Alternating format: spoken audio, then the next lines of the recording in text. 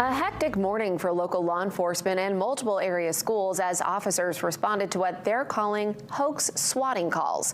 The first call came into Old Town Elementary School right before school began. Alyssa Thurlow has more on the police response and the nature of these calls. Schools in RSU 34 in Old Town were placed on lockdown for part of the day Wednesday after police say there were threats made against the district. The first call came in at 8:02 at the Old Town Elementary School. Just a minute later, the school resource officer responded. The information that was received was that there was an individual with a firearm making threats in the parking lot. By 8:04 a.m., additional officers from multiple agencies responded and immediately began searching school grounds and inside the building, but did not locate an individual. Following a preliminary investigation, officials do not believe this threat was credible. Yeah, we treat every call like it's real, and until we find out otherwise, that's going to be our response every single time.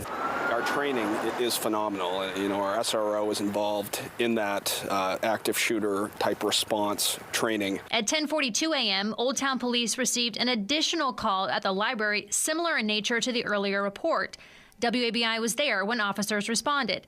Then shortly after, they responded to Old Town High School again for another report of a threat. As with the original call, no threats were identified. This is why we have protocols. This is why we practice safety and why we work so closely with law enforcement agencies. RSU 34 Superintendent Matthew Sear says he understands how upsetting incidents like this can be for families. For that reason, we did send a message to let families know that we had supports available if needed, but we also understood if families wanted to dismiss their children from school, which and local law enforcement helped to assist with that. Following the additional threatening calls, RSU 34 schools were placed in secure school mode for the rest of the school day. Business went on as usual inside, but school officials say there was additional vigilance at school entrances and during bus transitions. Old Town Police are working with the Maine State Police Computer Crimes Unit to determine where the calls are coming from. It drains resources.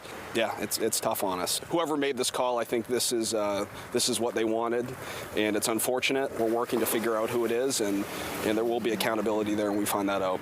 Alyssa Thurlow, WABI News, Old Town. While the investigation is active, anyone with information on these incidents is asked to call Old Town Police, the number on your screen.